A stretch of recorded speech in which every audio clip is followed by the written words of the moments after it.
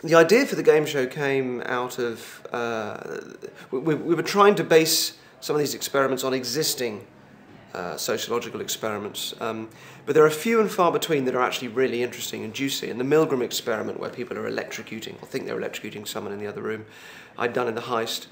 And one of the remaining ones was the Stanford Prison experiment, which is where you have a group of people told to play the part of prison officers and a group of people playing the part of prisoners, and you let them get on with it, and then this awful kind of cruel behaviour starts to come out. And Zimbardo's experiment, which that one is, was always a big point of interest to me, but it has been done a few times on TV, and never that well because of the restraints of TV. You can't show people being that nasty to each other, and you've got a duty of care to people that are taking part and so on.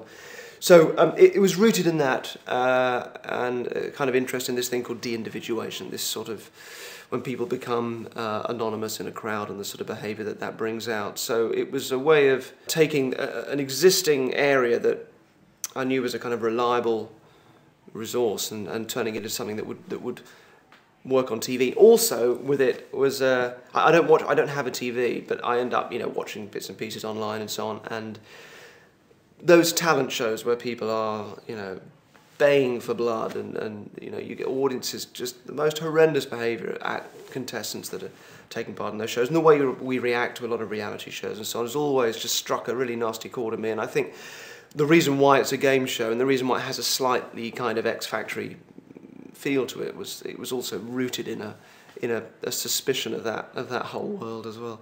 There's a kind of contagion theory that it's the crowd that kind of just creates its own behaviour, this kind of very emotional, irrational behaviour. There's also a convergence way of looking at it, where it's just about, actually the crowd behaviour is quite a rational way of existing feelings within the sort of common denominator of the crowd, the things that people share naturally kind of coming out. So it's whether you see it as something that comes out of the individuals and everybody sort of converges in that way, or whether it's just something about a crowd entity. There's lots of different ways of looking at it. But what people do agree on is that the moment you sort of lose your kind of any real sense of identity, the moment you can act anonymously and be part of a crowd, that it very easily just leads to quite antisocial behaviour. And it was based on one of the famous tests was kids turning up for trick-or-treat Halloween in the States, and the house they turn up to is the house of a scientist that's conducting the experiment, and he'd have a bowl of sweets for the kids. So the kids turn up at the door, and he'd say you can have one sweet each, and then he'd walk off and leave them, but they're being filmed. They noticed that if kids weren't asked their names, and if they were wearing masks, they were more likely just to take loads and loads of sweets than kids that weren't wearing masks or had said their names as well. And you could chart, you could predict how many sweets they'd take by how anonymous they really were. So yeah, it's a fascinating thing. And after we filmed it, all the sort of rioting happened afterwards. So the program wasn't a response to the rioting, but the rioting happened afterwards.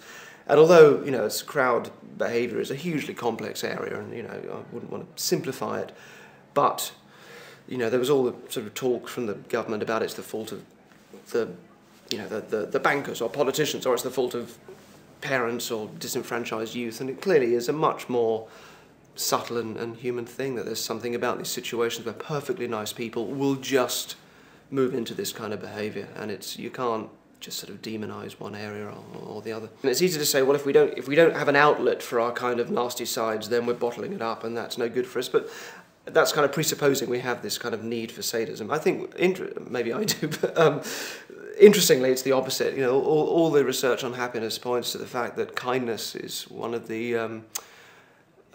those things that genuinely makes us happier. If you see life as, we all kind of have a natural default level of happiness, and you can get a new house or a new car or a new camera or something, and that makes you happy for a while, but then you quickly acclimatise and you're back to wherever you were.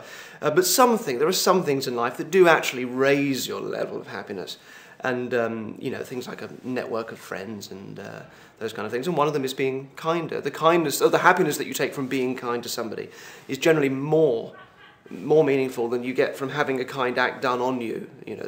Normally buying somebody dinner feels nicer than having dinner bought for you. If you do a self-improvement course, it's largely about being selfish. It's largely about just sort of setting your goals and getting what you want and making other people sort of fit in with your plans, which is to me a form of meanness, and it's what led to the Heist program. It was I thought there was a very fine line between just that and kind of unpleasant, mean, and therefore criminal behaviour. And really, the one thing that if we want to improve in some way, it should be about being kinder. It should be about being nicer people. And not only does it make us happier, and make other people, if you want to see it that way, more prepared to help us and do us favours, because reciprocation is a very powerful urge, and if you do a favour for somebody, they'll want to do a favour back. But it's also what we warm to in people, isn't it? It doesn't matter how, we spend our lives trying to be clever and funny and witty around clever and funny, witty people, and miss the fact that we don't particularly even like clever and funny, witty people, unless they're also lovely to be around. And that's the one human urge that we should actually be pursuing. So no, I don't think we'd be any happier for being allowed to be mean. I worried a little bit about, would it work? Would the audience just be nice? Of course. And they were experiments, these shows, so I just had to give myself permission throughout that these may not quite work. But my strong suspicion, and all the research pointed to the fact that that wouldn't happen. They would just get nastier and nastier.